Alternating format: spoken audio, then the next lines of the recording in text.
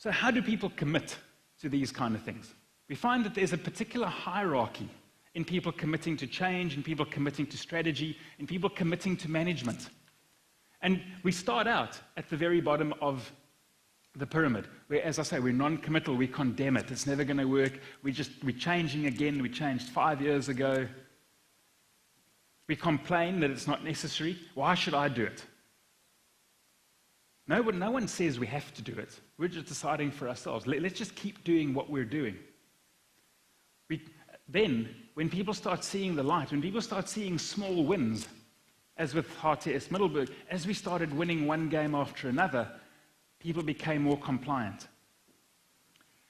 One of the first things I changed with HTS Middelburg was they complete their entire pre-match routine. In typical form, the way they prepared for a match was to sit in the change room, psych themselves up, swear, kick the cat, knock their heads against the locker. They didn't really kick the cat, and they would walk out saying, yeah, we're going to kill them. And I changed that pre-match routine. I got them using specific techniques to relax. So 45 minutes before a game, I had everyone in the change rooms lying on their back sleeping, listening to music, doing visualization exercises. You see, because the closer we get to stressful situations, the more active our brain becomes. The more activated we get, what happens to our performance?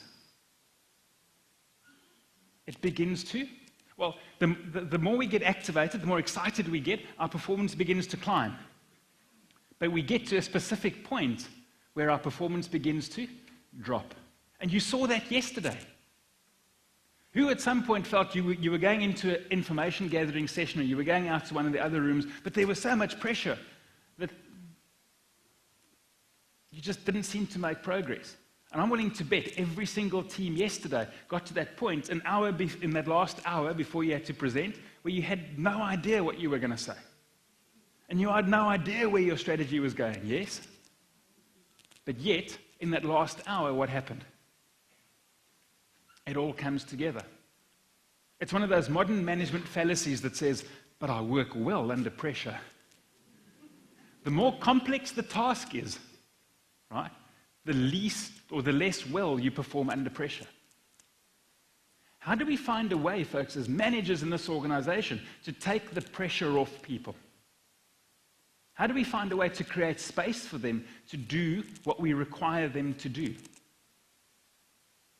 One of the things I hear very often from speaking to teams, to leaders, to team members, when things don't work, as with HTS Middelburg, when they weren't winning, you hear this afterwards.